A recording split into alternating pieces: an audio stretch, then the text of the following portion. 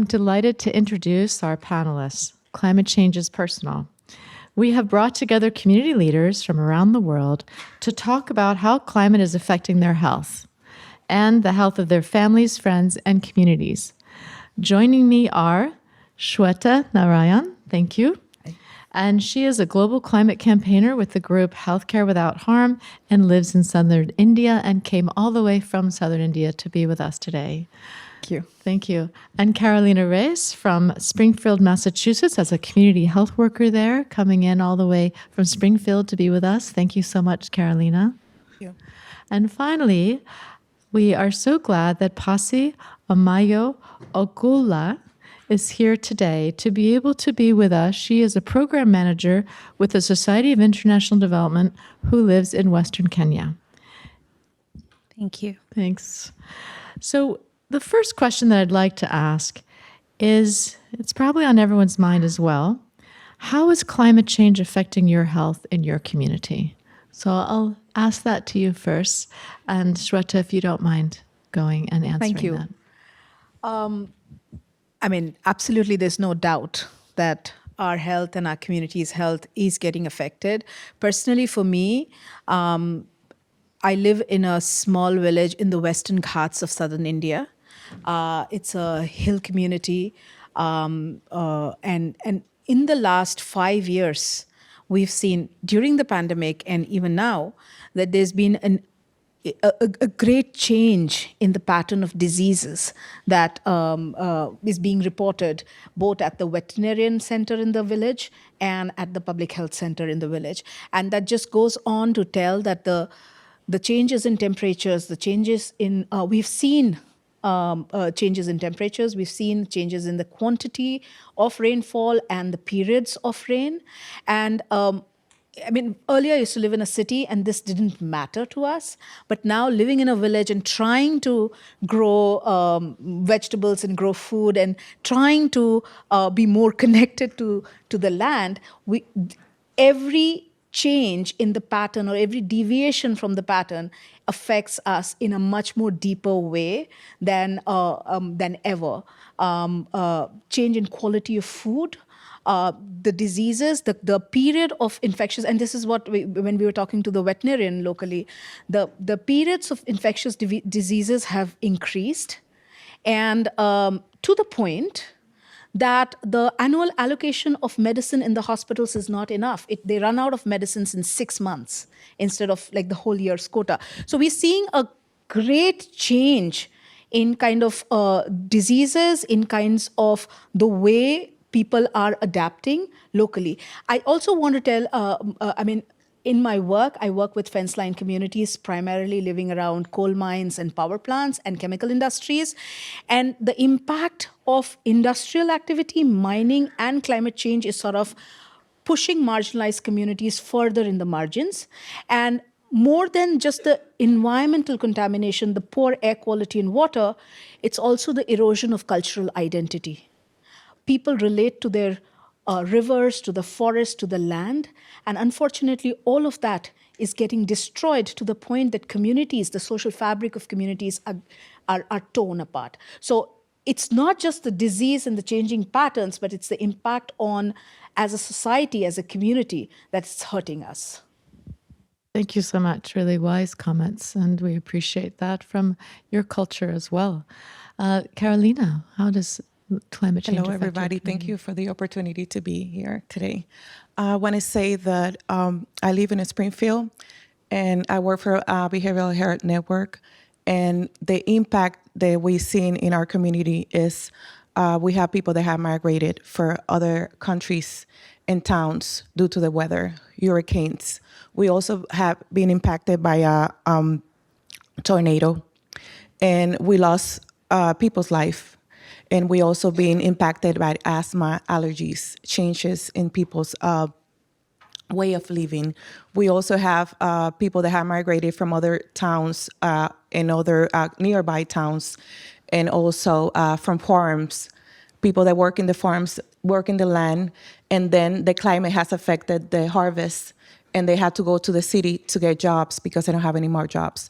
Not only affecting the farm, but also the way we eat and also our health, and also to see that we have to use more chemicals to grow our food in order for us to feed our people. And that is impacting our health pretty bad. Thank you, Carolina. Passy. Thank you, Kari. So hi, everybody. So I come from Kenya, from Western Kenya, in a community called Karachuonyo. This is in Homa Bay County. My community is a fisher folk, so we fish a lot. We love fish, especially tilapia. So I was born in my village many years ago. And like I was telling colleagues earlier, I was born right in the river.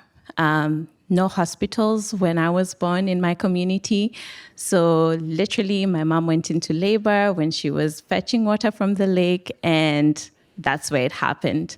So I was born in water, and that became who I have become. I love nature. I love being in water.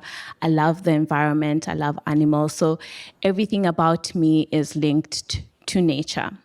Now, over the past couple of years, climate change has affected my community in more ways than one.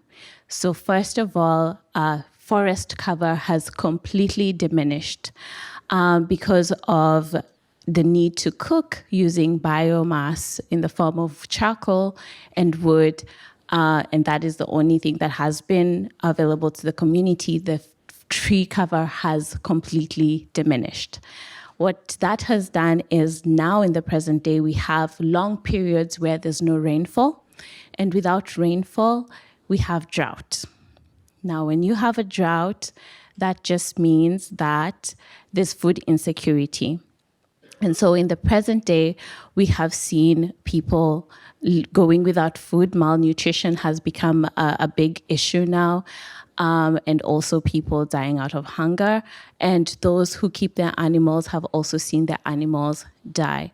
And this is really something that's not just happening in my community in Karachuonyo, it's also happening in northern Kenya. So it is something that is affecting different parts of the country. The second thing that has affected our community is the changing lake ecosystem. So we have the part of Lake Victoria now that has water hyacinth.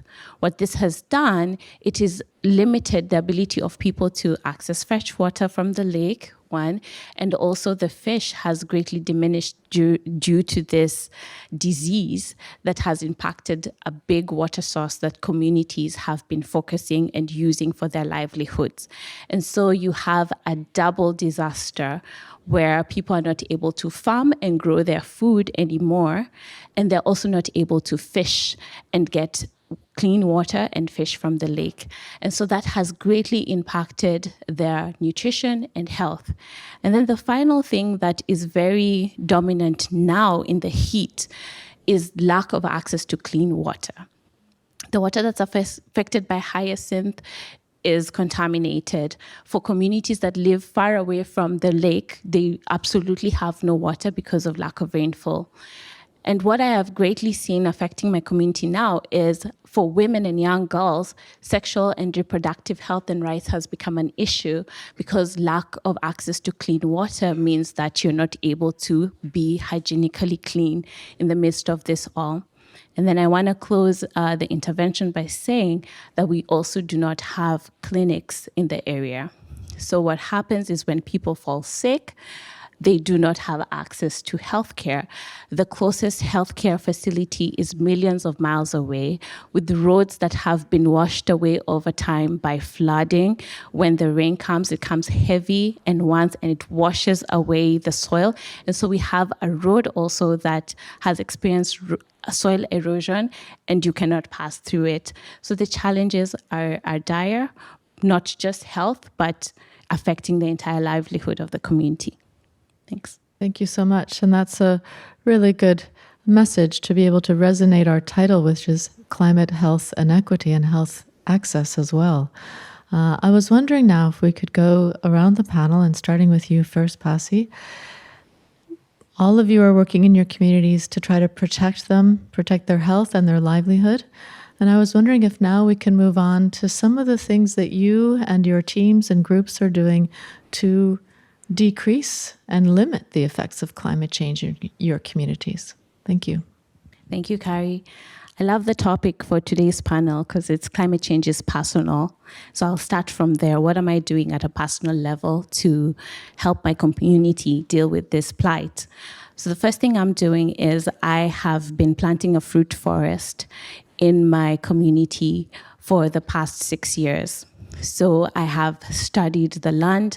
I have come to understand what kind of trees used to grow there, and I'm diversifying those ones with fruit trees so that I'm not only increasing forest cover slowly, but that I'm also over time when the fruits begin to ripen and become mature, we're helping people feed themselves using the fruit trees.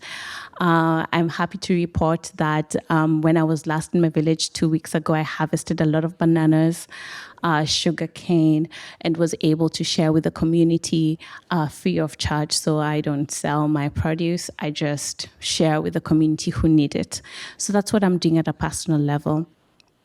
As a community, I have been, together with my peers, encouraging people to plant more trees. So when we do go there, we do come with seedlings to increase forest cover, as I mentioned, but also so that it becomes a collective effort by everybody. From my official work, we're constantly trying to influence policymakers, especially from the county governments, to begin to take more seriously the plight of the people. My community has unfortunately been neglected. And every time we have tried to raise our voices for the government to come in and help deal with the situation and make it better, we have been given promises that have not been forthcoming. So a lot of advocacy going on. We're raising awareness, but we're also bringing in the community to find sustainable forms of improving their lives, working together with organizations and charities that are willing to bring in resources such as clean cooking fuels and technologies. We're empowering young people. We're building and digging boreholes. So doing the little that we can at the community level while encouraging greater participation of national government for collective intelligence around what is happening, but also collective action as a whole. Thank you so much. Carolina. Well, as a community health worker, I always advocate and teach members and doctors to help their patients and their consumers how to stay active when it comes to this, to climate change, because it has an impact our members and how to get their medication and where to go when something like this is happening to them. And also, I feel that by educating churches, not only providers, and building gardens around the community like we're doing right now, and teaching the kids where the food is coming from is very important. We have to start from the kids. In order for it to change, we cannot go back, but we can move forward. And teaching our kids how important is having clean water, having clean food, and having a clean environment, and being able to go outside and play without feeling that they have allergies. And I think doing that and also keeping the environment clean everywhere I go is very important, and not only promoting recycling, but also promoting health and keeping the environment safe for everybody. Thank you, Carolina. Shweta. I think our intervention is at two levels. One, we believe that it's absolutely important that communities that are adversely impacted need to tell their story. So documenting the lived experience of pollution, climate change, displacement, trauma, and be able to articulate it in a manner that it reaches to people, reaches to policymaker, and tell those stories, making the invisible visible, is key part to the work that we're doing. So when it comes to pollution, using our bodies as monitors to tell whether the air quality is good or bad, or documenting the lived experience of that pollution, that be it air pollution or water pollution or health impacts, and using that as evidence to mobilize communities, mobilize policymakers to hold the violators accountable is one of the key way that we're intervening. And the second, again, very important point of intervention is with the healthcare community itself, because we believe that the healthcare community is at the forefront of the collective climate and health trauma. So not only do they respond to this crisis, but they themselves and their functioning gets affected because of the climate crisis. In floods, we have seen when communities need their health facilities, the facilities are submerged and dysfunctional. So working with the health community in terms of climate-proofing health facilities, designing health facilities or reimagining health systems that is community-centric, that is more focused towards prevention than curative, and at the same time also working with the health community to reduce its own climate footprint, the carbon footprint. And healthcare has a significant, almost 5.2% of greenhouse gas emissions. So how do we move towards a health system that is not doing any harm? And in the business of healing, you cannot hurt people. So I think the interventions are at these levels. And finally, mobilizing the healthcare voices. I think that's super important. And that goes back to what Renee said in the document, in the clip also. The healthcare voices is one of the most trusted voices. We have seen it time and again. And it's time that their intervention is at two levels: lending, validating community concerns and lending that evidence-based knowledge to improve community situation, at the same time intervening at policies to influence better policies. I think there is a huge role that the health community plays, and we're working in sort of tapping and working with the health community on that. With the people, and we working together with the government is very important. But the government making our needs priority is very important too. And by taking care of the environment and making a law to protect the environment, to have its people healthy, is more than priority. We are going through a climate change constantly, more than before in the last 20 years. And I think it's time to take it personal. And when I say take it personal, and when you guys say take it personal, it's taken to the family's home culture and going to those homes and make it personal. And not only recycling, and I'm going to repeat myself, not only recycling, making those laws personal so people can go to the ecosystem and see how the rivers, the water, the food is contaminated. How is the weather affecting them when we have a tornado, when we have a hurricane that we had to migrate and take the kids from another school to another one, and also destroying homes, streets, like electricity, damaging our communities, our villages, and also keep it that as priority, no matter what party of the government you belong to. And that is, for me, that can be affected if we work together.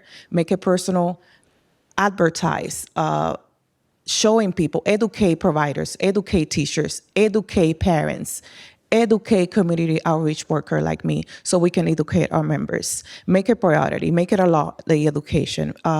Having groups go out in the community and go out into the ecosystem and see what is affecting, and showing kids, taking parents to do the ecosystem with the kids, and taking people in general. I mean, all of us, not only in Massachusetts, all over the country,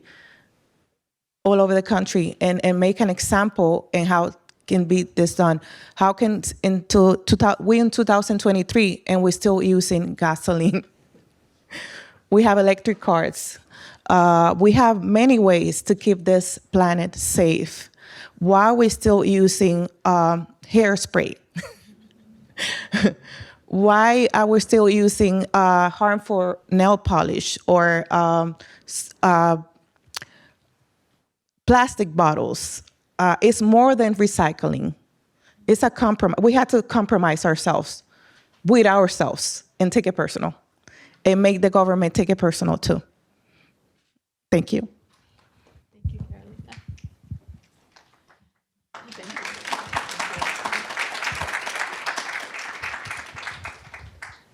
Passy, do you have a comment? Great. I thought Shweta was going to go before me. So I strongly believe that prevention is better than cure. And so for current and future policymakers, my message to them would be, how are we preparing for events now that prevent a future that is devastating? And so I would strongly call upon policymakers to look into, one, their climate and also sustainable energy policies, and strategize towards implementing these now so that future generations can have a planet to look forward to. And not just any type of planet, a planet where people are healthy and living sustainably, but also a planet that is free from disease.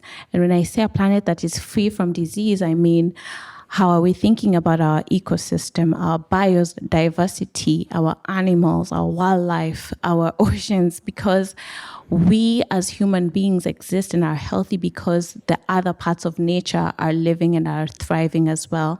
The video that was shown earlier was evidence of that. Our lives continue if the world and the planet is healthy in itself. So that's one. We have very incredible policies. We've had a lot of development ambitions, sustainable development ambitions. We go to COPs every year and hear promises and pledges and commitments, but unfortunately we are not seeing these coming into fruition.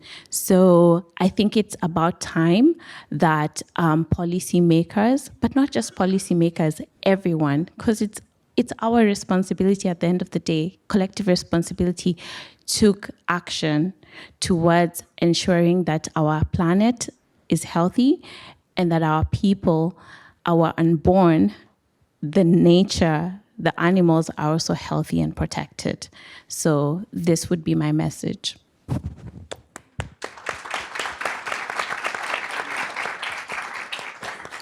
I'm basically going to reiterate what my co-panelists have said, but most importantly, I think the evidence is clear, the science is clear, the path is clear. What we need are policymakers to have political will and courage to take those actions. We've elected them in these places for them to take action and not procrastinate. And I think we have seen enough of the procrastination or delay in favor of fossil fuel industries particularly. I think we need an end to that. And if our policymakers are not cut out to do this job, then better give it to somebody else who is to. I think it's time. I mean, this is non-negotiable.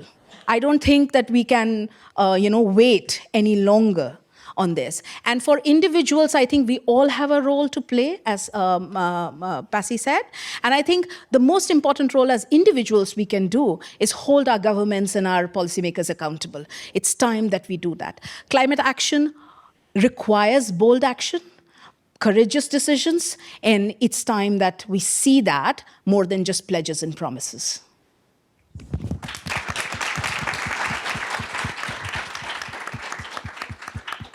Thank you very much to each of you, Passy, Carolina, and Shweta, for coming here today, for participating into our panel. We really appreciate members of the audience being able to listen to your voices so that we can take this forward, create coalitions, create change, and move that forward. So we hope you'll come back and make sure that we can be accountable and responsible for so many of the items that are going on and issues being discussed here at the Climate Action Week that's sponsored by the Salat Institute. I want to thank you again for coming here. Thank you so much. Thank you so much. Thank you.